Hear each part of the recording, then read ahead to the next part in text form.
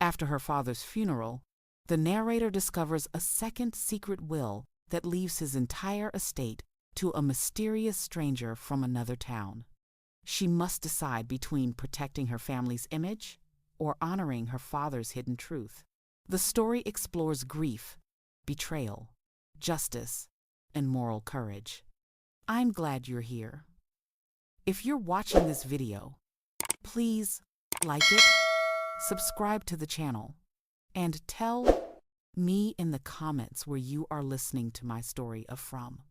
I want to know how far it has traveled, and don't miss my other stories. I didn't cry when they lowered my father into the ground. I cried when the pallbearers missed a step and the casket wobbled just a tremor, no more than a hiccup, and every head on the hill turned toward me as if grief needed permission to spill. The October wind came off the river, smelling like wet leaves and iron.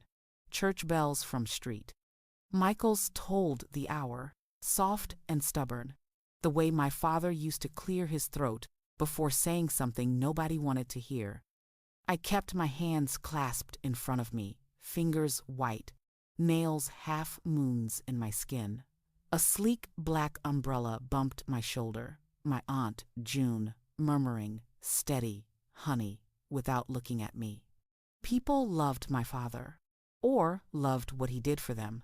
It can be the same thing in a small town. We buried him on the west ridge of Cedar Grove Cemetery, where the stones tilt like old teeth. The priest's voice was a low drone. Someone sniffled behind me, a whole symphony of damp tissues and careful, shared sadness. Beside the grave stood a man with a briefcase, our family attorney, Leonard Hale, coat buttoned to his throat, expression neutral as a courtroom bench. I caught his eye once. He looked away quickly, as if the grass itself had pulled his attention down. After the final prayer, people lined up to touch my elbow, hand me casseroles and glass dishes, tell me what a pillar my father had been. I let their words pass through me. Breath in, breath out. Your father saved our mortgage. He paid for my boys' braces. He donated the lights for the ball field. Each memory was a polished stone they pressed into my palms. I nodded, thanked them, stacked the stones until my arms ached. My brother, Nolan, stood slightly behind me, tall and rigid, jaw set like a locked drawer. He'd flown in from Denver last night and hadn't taken off his Navy suit since. His tie was too tight. I could see the pulse working under his collar. "You good?" he asked, when the last mourner drifted toward the parking lot and the line of cars blinked awake in the gray. "Define good," I said. He huffed a laugh that wasn't a laugh. "Mom's waiting." Mom had chosen to wait at home. "I want to remember him by the kitchen window," she'd said, hands worrying a dish towel. "Funerals are for the living, and I'm living here." The house on Hillcrest smelled like coffee grounds and lemon oil, as if she'd tried to clean grief out of the grout. On the fridge, the calendar still showed September Dad's neat block letters penciled in. Soil test, 10 a.m. Hail, 3 p.m. Buy bird seed. My father fed cardinals every winter, the way other men fed dogs. "That'll be my job now," I said to no one, tugging the calendar page into October. "Your job?" Nolan said, dropping his keys in the ceramic dish by the door. It rang like a bell. "We're not divvying up chores like we're kids. Somebody has to look after the feeders," I said, and heard how small it sounded. Mom came in from the back deck, sweater sleeves pulled over her hands. Her eyes were red but dry. I set out the ham. People will be hungry. We had always cooked through catastrophe. Casseroles after surgeries, pies after layoffs, chicken pot pie during the winter, the pipes burst. It was a language we all spoke. I started coffee. Nolan carried folding chairs from the garage to the living room. The attorney, Mr. Hale, arrived with his briefcase and his unremarkable face. He hugged Mom without touching her, then glanced toward the dining room, as if measuring it for a table none of us had ordered. Not here, Mom said, catching the look. Let people eat first. They did. Neighbors and church friends filled every chair, balancing plates and stories. It rained for a while and then stopped, a soft percussion on the porch roof. In the kitchen, laughter rose, the bright, apologetic kind you hear at funerals, where everyone sounds like they're borrowing someone else's voice. I refilled the coffee urn, wiped the counters, straightened the stack of paper napkins with a focus I usually saved for tax season. When the house thinned out, coats buttoned, casseroles reclaimed, last hugs exchanged, we gathered at the dining table. Just the four of us, Mom at the head, me on her right, Nolan on her left, and Mr. Escord. Hale across, the briefcase between his shoes. The room looked staged, the good china glowing in the hutch, the water rings ghosting the table from long ago Thanksgiving arguments. Dad's chair, with the slight wobble in its back leg, sat empty. "Thank you for coming, Leonard," Mom said. She used his first name like an eraser, making him into something less official. "Of course, Evelyn." He placed a folder on the table, squared it with the edge.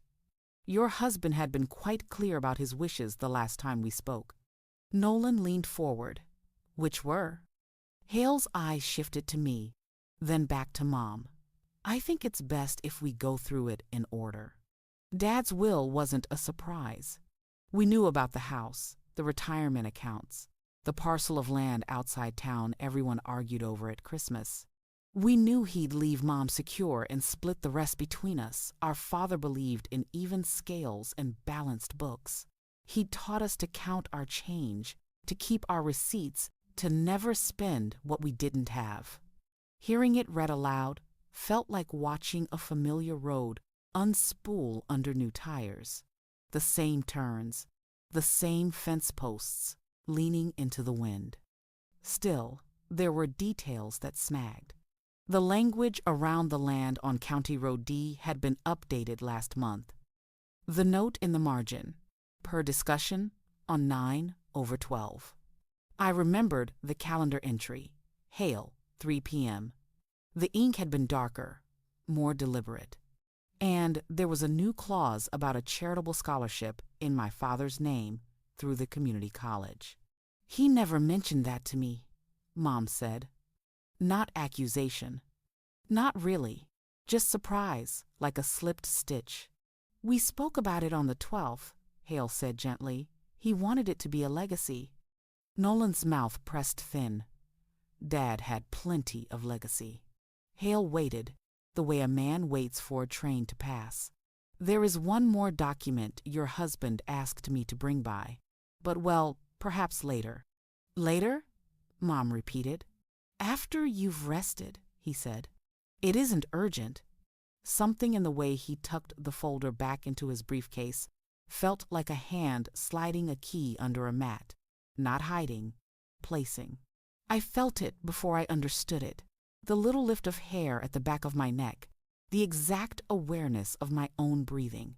I took a sip of coffee, gone lukewarm, and tasted metal. We dispersed after that. Nolan made calls on the porch, speaking in the hushed tone men use when they refuse to sound broken. Mom loaded the dishwasher, one plate at a time, as if the sound of the rack sliding might startle her. I gathered the floral arrangements the church ladies had left and trimmed their stems in the sink. Petals floated like tiny boats in the basin. Outside, the sky turned the color of a bruise, then a darker bruise. By evening, the house had shrunk to our footsteps and the soft clack of the heater kicking on. I went upstairs to my old room, the posters long gone, the shelf of trophies collecting dust from when life's winds came with plastic figures. The window looked out over the maples Dad planted the year Nolan made varsity. Their leaves slapped against the glass with each gust. I sat on the edge of the bed and let my body arrive, bone by bone. Grief for me is a slow animal. It pads in and circles once and doesn't lie down for hours. I closed my eyes. I saw Dad's hands, the oil-stained knuckles, the crescent scar where a lathe caught him in '98. The laugh lines that weren't on his face but in the careful way he'd pipe frosting onto birthday cakes. He had been a good man. And also, sometimes, a complicated one. Both things can be true. They often are. There were sounds on the landing. Hale's low baritone. Mom's murmurs. The hush you get when a conversation tries not to be a conversation. Then, tomorrow, Hale said stronger. Let's plan for tomorrow afternoon. I met him at the top of the stairs as he was leaving. Up close, his cologne smelled faintly of cedar and paperwork. What's tomorrow? I asked. Just a quick follow-up, he said, and the polite smile that wasn't a smile at all. Your father was thorough. He left instructions. Instructions for what? He hesitated. We can go through it together. 2 o'clock? I nodded because nodding is the easiest lie. After he left, I found Mom in the dining room, her fingers resting on Dad's chair back, the wobble stilled under her steady hand. You heard? She asked. I heard, I said. I don't like surprises, she whispered. Not from doctors, not from accountants, and certainly not from lawyers with briefcases. We'll handle it, I said. Whatever it is. She nodded, but she was already somewhere else, far down some hallway inside herself, where only her childhood memories could follow. Your father, she said, almost smiling. He could keep a secret for years, always thought he was doing people a favor, sparing them. Maybe he was, I said. I didn't believe it yet. That night, I slept with the lamp on. Not because I was afraid of the dark, but because the light made the silence less perfect. I dreamed of cardinals knocking at the window with their little beaks, seeds scattered like coins on the snow. I woke at 3 to the tick of the wall clock and the house settling around me like an old coat. Morning brought the smell of bacon and the wind chime over the porch clattering like silverware. I found Mom at the stove, flipping pancakes with the solemnity of a sacrament. Nolan sat at the table with the paper open, not reading. Someone had brought fresh eggs and left them on the step, a neighborly kindness that made my throat tight. We're meeting Hale at 2, I said, pouring coffee. Nolan folded the paper without a crease. What do you think it is? No idea, I said. But he looked careful. Careful how? Like someone carrying a box marked fragile that might be heavier than it looks. Nolan exhaled through his nose. Dad did love a project.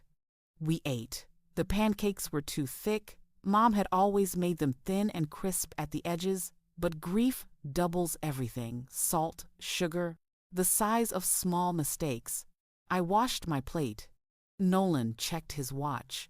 We all pretended the day was any other Wednesday. At 1:57, the doorbell rang.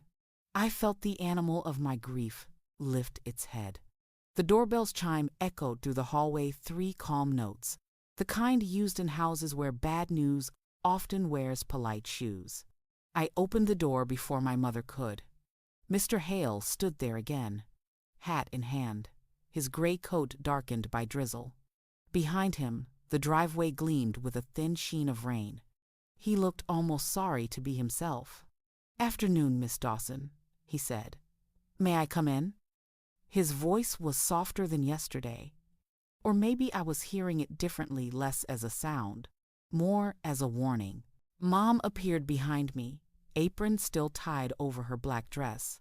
Of course, Leonard, she said. Let's get this done. We settled again at the dining room table. The air still carried the scent of lemon polish and coffee.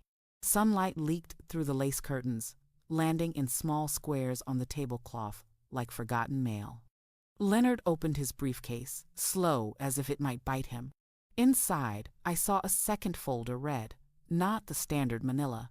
He placed it down gently, aligning its edges with almost reverent precision. This, he said, is a document your father instructed me to deliver 24 hours after the funeral. It supersedes the original will we discussed yesterday. Mom's hand froze halfway to her teacup.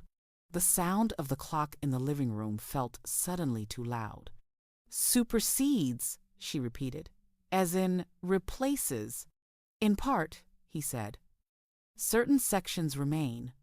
Others have been amended. Nolan leaned back, chair creaking. You're telling us Dad rewrote his will days before he died? Precisely 3 weeks, said Hale. Dated September 12th, the day he met with you, I whispered. He nodded. Mom's face tightened. Grief and anger were twins now, indistinguishable. Why didn't you mention this yesterday? Because your husband specified that I shouldn't until today. His instructions were very clear. He anticipated. Hale hesitated, strong emotions. Strong emotions? Nolan barked.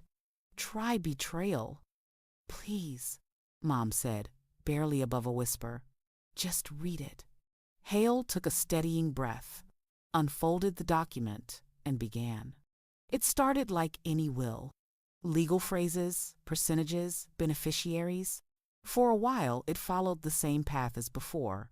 House to Mom. Savings split between Nolan and me. Then came the pause. Hale's throat clicked as he turned the page. And the remainder of my estate, including the property at County Road D, is to be transferred in full to Miss Clara Whitmore of Bayfield, Wisconsin. Silence, thick as syrup. Who? Mom said. Miss Whitmore, Hale repeated. Of Bayfield. The name meant nothing to me. Nolan, though, blinked, like he'd heard a faint alarm. Bayfield? That's 2 hours north. Dad never mentioned anyone there. Mom's voice cracked. Are you sure you read that right? I am. The wind outside rattled the chimes again. A dozen small ghosts applauding. She's a stranger, Mom said, gripping the table's edge. A stranger? Why would he leave everything to a woman none of us have met? Hale kept his eyes on the paper.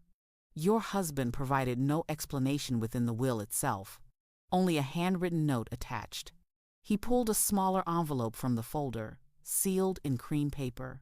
He asked that Miss Dawson, he looked at me, read it aloud. My mouth went dry. The envelope bore my father's handwriting, deliberate, looping, the kind that made every grocery list look like scripture. I slid my finger under the flap and unfolded the letter. The ink was dark, pressed deep enough to leave impressions on the back. My dear Sarah, if you are reading this, I am gone, and you are angry. I understand that. But please try to listen before you judge me. The name you just heard, Clara Whitmore, is not a stranger to me. 40 years ago, before I met your mother, I made a mistake. A careless, human mistake. A girl I cared for became pregnant, and I did not stand by her as I should have. She left town quietly. I later learned she had a daughter. Her name was Clara. I have tried, all my life, to balance what I took from others with what I gave to this world. This will is my final attempt at fairness. I do not expect forgiveness, only understanding. Tell your mother I never stopped loving her. Tell your brother to be kind. And tell yourself that truth, no matter how late, still matters. Love, Dad. The paper trembled in my hands. For a long time, I couldn't breathe. Then I realized it wasn't me shaking. It was Mom's hand on my shoulder. She stared at the letter as if it were a live wire. He had a child? Another child? Nolan stood up so suddenly his chair tipped backward.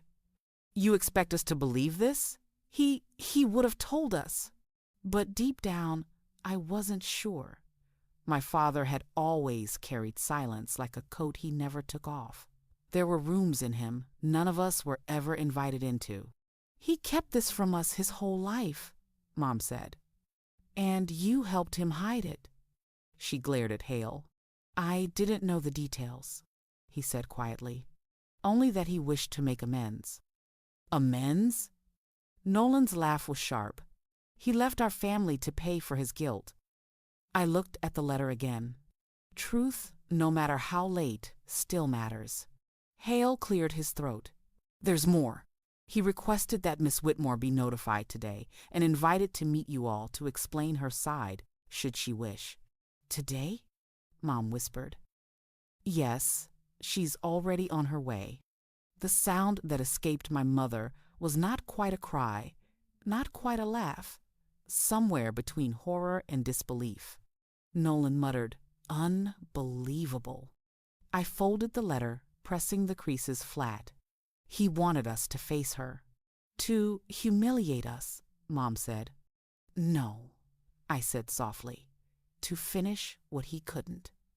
She turned on me then, her eyes shining with wet fury. And you think that makes it right? No, I said, but it makes it human.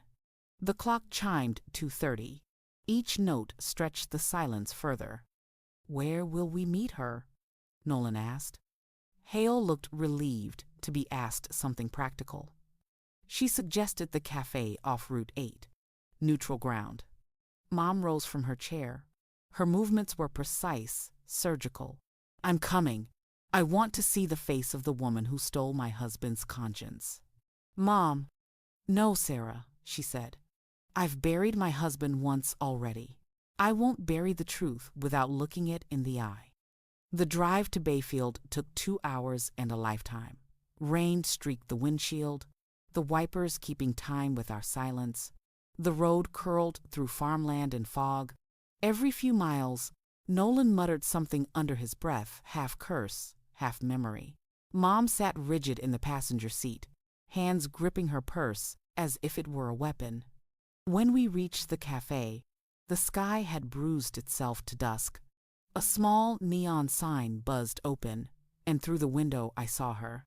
A woman in her 50s, hair silver at the temples, sitting alone with a teacup in both hands. Is that her? Mom asked. Hale nodded. Clara Whitmore. For a moment, no one moved. The hum of the car engine filled the air like static. I stared at the woman, trying to find pieces of my father in her face. The curve of her jaw, the calm way she waited. Finally, Mom opened the door. Let's end this, she said. We stepped into the warmth of the cafe. The bell over the door chimed, delicate as glass. Clara looked up, eyes soft and steady. Mrs. Dawson? She said, standing. You must be Sarah. Her voice carried a tremor, half fear, half something older. Recognition, maybe. I nodded. My throat was too tight for words. She gestured to the table. Please, sit. There's something you deserve to know. And as I slid into the booth across from her, the story I thought I knew about my father began to unravel thread by thread. The woman across from me smiled faintly, but it wasn't a smile of comfort. It was the kind people wear when they're about to step onto thin ice and know it might crack. Before you say anything, Clara began, I need you to understand I didn't come here for money. I came because your father asked me to.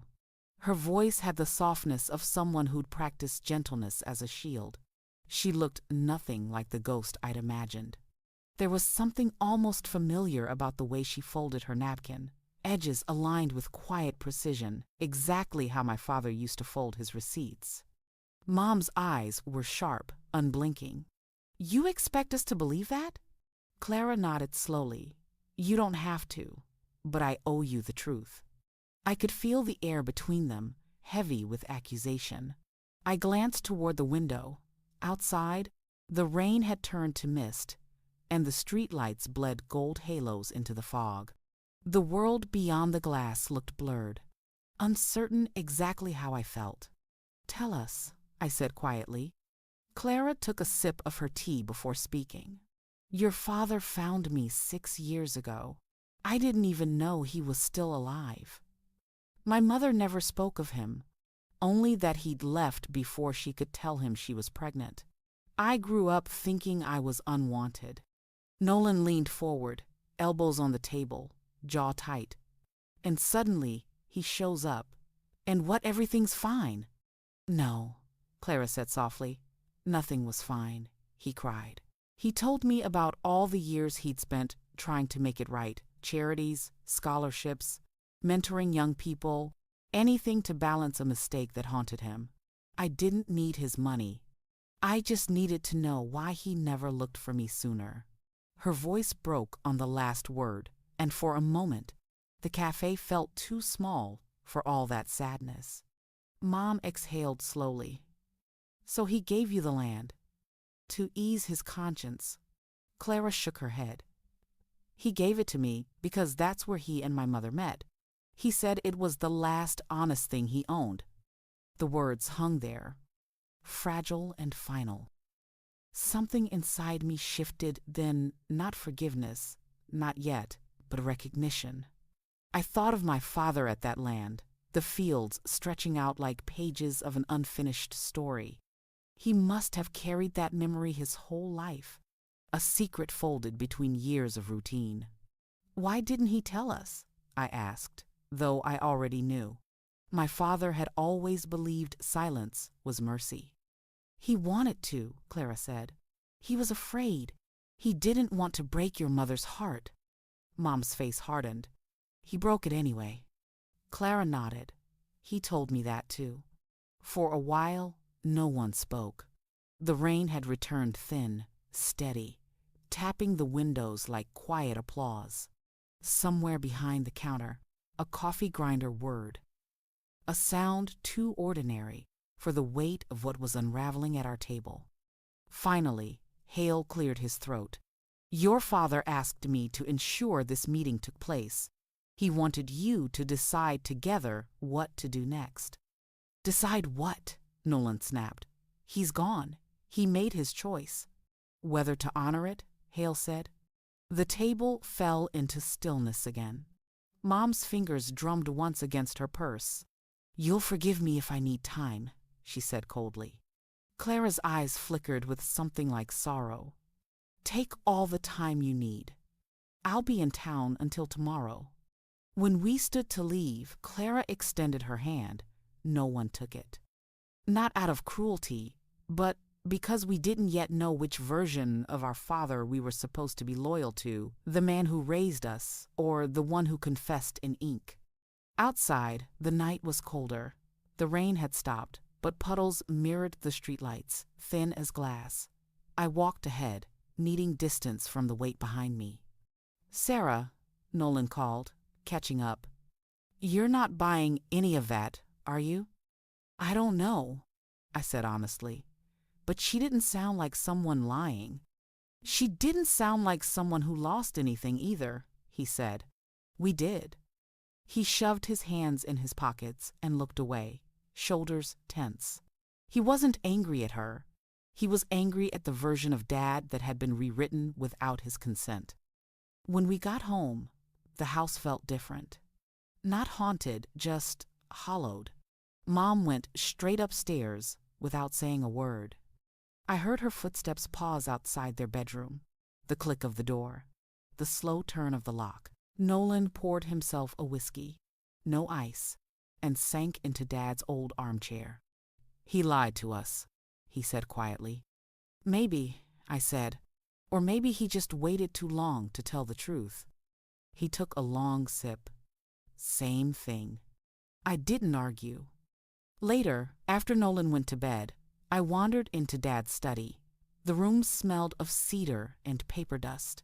His desk was a landscape of order, neatly stacked bills, sharpened pencils, a row of labeled folders.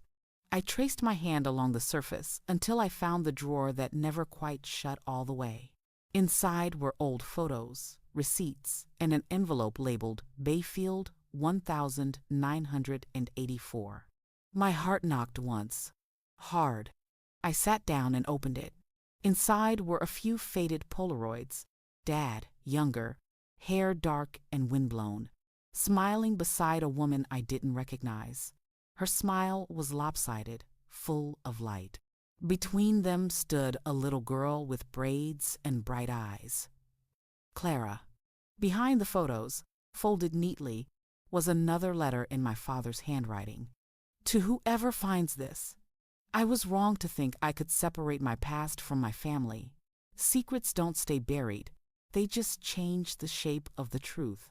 If Sarah is reading this, tell her I trusted her to see beyond the anger. She's the only one who can. If they can't forgive me, I understand. But please make sure Clara knows she was never forgotten. I pressed the letter to my chest, and for the first time since the funeral, I cried not for what he'd done, but for everything he'd tried and failed to say while he was still alive.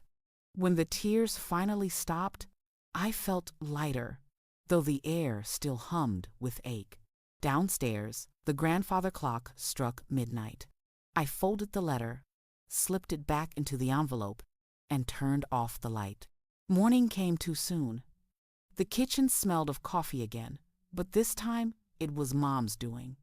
She stood at the counter, her back to me, shoulders squared like armor. "I found his letters," I said. "He left them in the study." "I know," she said without turning around. "I read them." Her voice was steady, but I could hear the exhaustion beneath it, the kind that doesn't come from lack of sleep, but from carrying too many versions of the same pain. "What are you going to do?" I asked. She finally turned, and in her eyes, I saw something unexpected. Not anger, not defeat, just grief, cleaned and folded into acceptance. "I'm not going to fight a dead man," she said. "Whatever he left her, she can have it. But he left me 37 years of his life, and that's something no will can take." Her words settled in me like a stone dropped in calm water. Nolan walked in then, hair still damp from the shower, expression unreadable. "So that's it? We just let her keep everything?" "Yes," Mom said. "We let her keep what should have been hers from the start." He opened his mouth, then closed it again. For once, he had no argument. I watched the two of them, the family I knew, reshaped by a truth none of us had asked for, and realized that forgiveness doesn't always sound like peace. Sometimes, it's just the quiet decision to stop keeping score. By noon, we were back in the car, heading toward Bayfield once more. Clara's cafe was nearly empty when we arrived. She looked up as we entered, her expression cautious but hopeful. Mom walked to her table, placed a small envelope in front of her, and said, "It's yours, all of it. He wanted you to have it, so do I." Clara's eyes shimmered. "I don't know what to say." "Then don't," Mom said softly. "Just take care of it. Take care of his memory."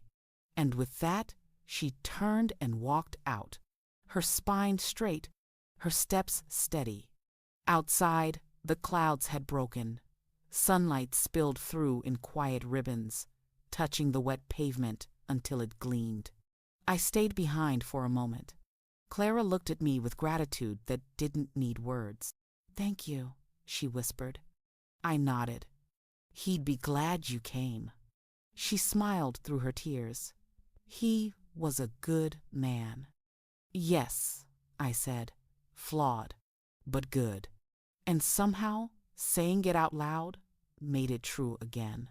Back in the car, Mom rolled down the window, letting the wind tangle her hair. The world smelled like rain and beginnings. "Maybe truth doesn't ruin families," she said quietly. "Maybe it just shows who's strong enough to rebuild." I reached over and took her hand. Then we rebuild. The road stretched ahead, wet, glistening, endless. And for the first time since the funeral, I felt like we were finally driving towards something that wasn't loss. The following week passed in a quiet kind of turbulence, the sort that doesn't shout, but hums beneath every moment. People in town had begun to talk, as small towns always do. Someone must have seen us at the cafe that day, or maybe word spread through the lawyer's office. Either way, whispers moved faster than wind. By Friday, the story had a dozen versions. Some said my father had a secret child. Some said he'd been blackmailed. One even said he'd left everything to a lover. In Cedar Grove, rumor was currency, and grief was entertainment. At first, I tried to ignore it, but every time I stepped into the grocery store or post office, Conversations faltered mid-sentence. Eyes flicked away too quickly.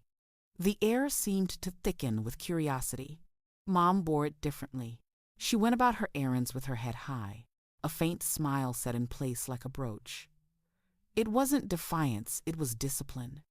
My mother had mastered the art of walking through judgment as if it were fog, acknowledging its chill but never letting it cling. Nolan, on the other hand, was all fire and noise. "They think Dad was some kind of liar," he muttered one morning, pacing the kitchen. "I'm going to set the record straight." "How?" I asked. "By yelling at everyone in town?" "Maybe," he said, not joking. "He doesn't deserve this." I set down my coffee. "He made his choices, Nolan. He lived with them. Now we have to." He stopped pacing, fists on the counter. "You always defend him." "I'm not defending him," I said quietly. "I'm just not ready to hate him for being human." He stared at me for a long moment, eyes clouded with a hurt I couldn't fix. Then he left, slamming the door behind him hard enough to rattle the windows. The next morning, the town paper arrived. The headline wasn't cruel, but it was enough. "Local businessman's secret daughter inherits estate." There was a small photo of Dad beside it, one taken at the Rotary Club years ago. He was smiling, unaware that one day his own name would be used to sell newspapers. Mom folded the paper neatly, placed it on the counter, and said, "Let them talk." But by evening, she was sitting alone on the porch swing, the paper beside her, unread but heavy. I joined her, bringing 2 mugs of tea. The night air smelled of rain-soaked earth and lilacs beginning to bloom. "He would have hated this," she said after a while. "Being talked about?" "Being misunderstood." Her voice cracked slightly, and I realized she wasn't angry anymore, just tired. "He wasn't perfect, Mom," I said softly, "but he tried to make it right. Maybe that's what matters most." She nodded, eyes fixed on the dark horizon. "I wish he'd trusted me enough to tell me the truth." "So do I," I whispered. The wind stirred the chimes, low and tender, as if the house itself sighed. A few days later, Hale called. "The final paperwork's ready," he said. "Transfer of the property. Clara's name will be on the deed by Monday." I hesitated.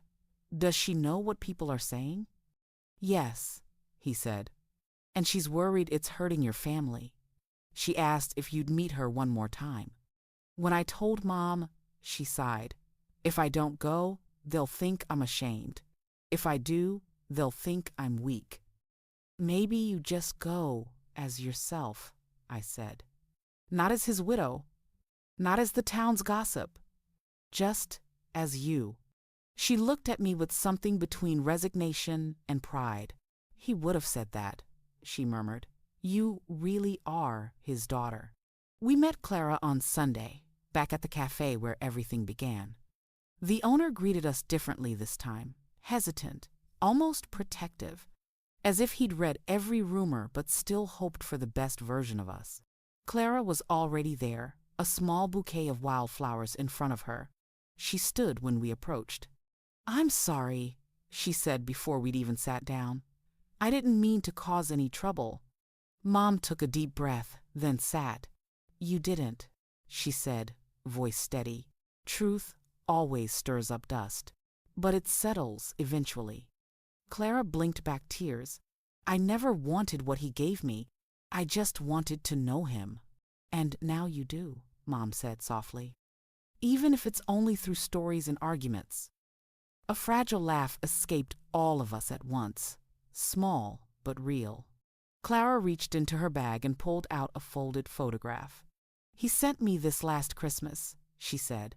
"Said it was his favorite picture of you two." It was an old photo Mom and Dad in front of the house, snow on the porch rails, his arm around her waist, both of them laughing at something out of frame. I hadn't seen it in years. Mom touched the edge of the picture, eyes glistening. "He was so young there," she whispered. Clara smiled. He said that was the day he realized he'd finally stopped running from his past. Mom closed her eyes for a moment, breathing through it. Then maybe this, she said, gesturing between us, is what he wanted all along for the truth to stop running too. For the first time, I saw peace settle over her, like light through glass.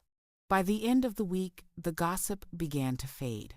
The next scandal rolled through town. As they always do, someone's husband caught gambling, a teacher resigning suddenly. Our family's story slipped from front pages to whispers to silence. But for us, everything had changed. Mom started tending the garden again. Nolan began showing up for Sunday dinners, quieter now, but present. And me, I went to see Clara once a week. We'd walk the fields on County Road D, the land that now belonged to her, and talk about my father. She'd tell me how he'd visit sometimes, just to sit under the oak tree and sketch the horizon. He said that spot made him feel forgiven, she told me one afternoon. I looked out over the rolling field, sunlight catching on the tall grass like gold. Maybe it did, I said.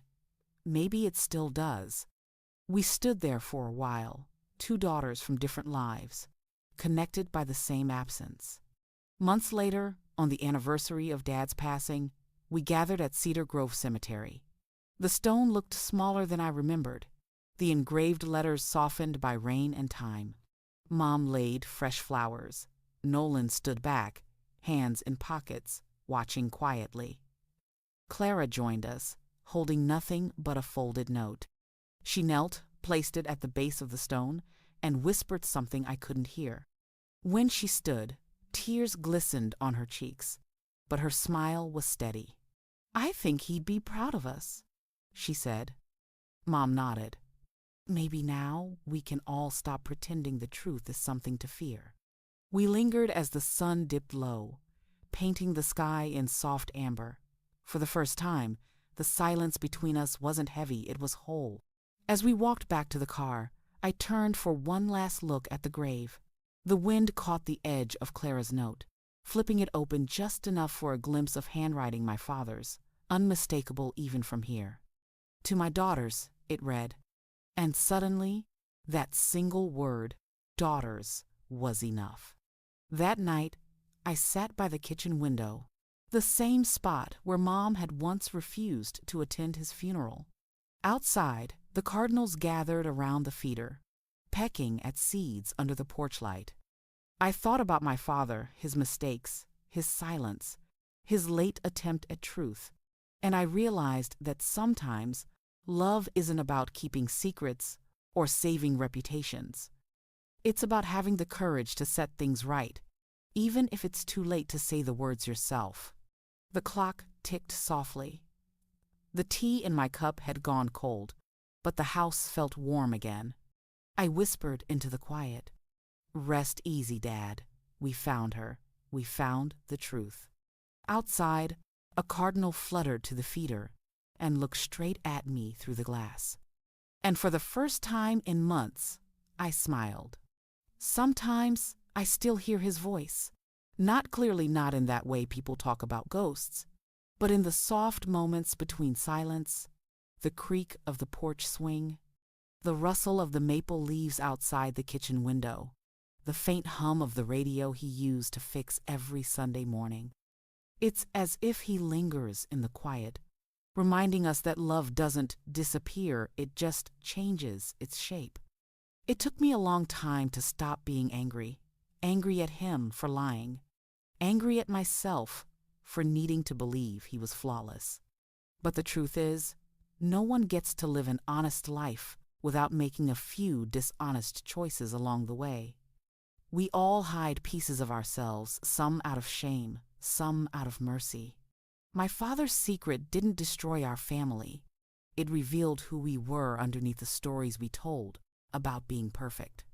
Now, when I visit the land on County Road D, I don't think of inheritance or betrayal. I think of legacy, the kind that isn't written on paper, but carried in the hearts of those left behind. Clara tends the field now.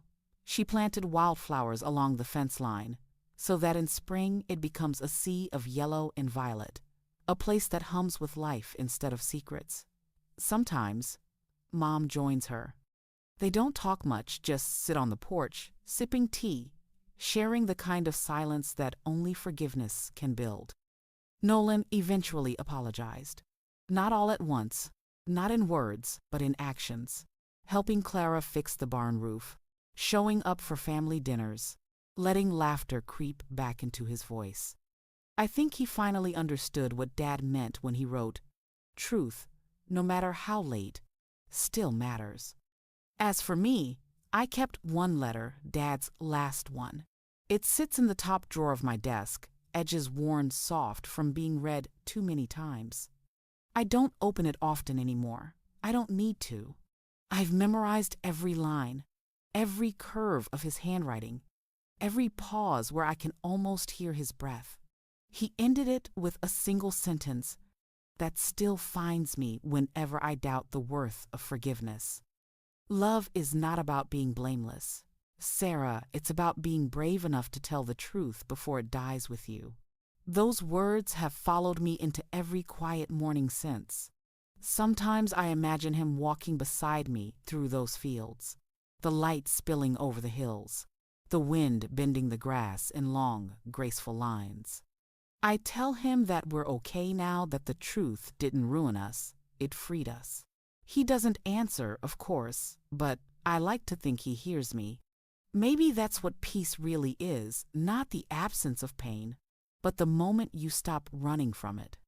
If you asked me now what I learned from all of this, I'd tell you this simple thing. Families don't fall apart because of secrets. They fall apart because we forget how to listen once those secrets are spoken aloud. We were lucky. We listened. And somehow, in the echo of everything he left behind, we found our way back to one another. So, tonight, when I close the window and turn off the light, I whisper a quiet goodnight into the darkness, not to the man who kept secrets, but to the father who finally told the truth. And maybe that's what he wanted all along, for his daughters to stand in the same world, under the same sky, knowing that even the messiest kind of love is still love. Maybe you've lived through something similar, a truth that came too late, a secret that changed how you saw someone you loved. Maybe it hurt, maybe it still does. But tell me, would you have honored his last wish? Or protected your family's name? Tell me what you would have done in the comments below. And if this story touched you, subscribe, share it, or simply hold someone close tonight, because sometimes the truth doesn't break families. It sets them free.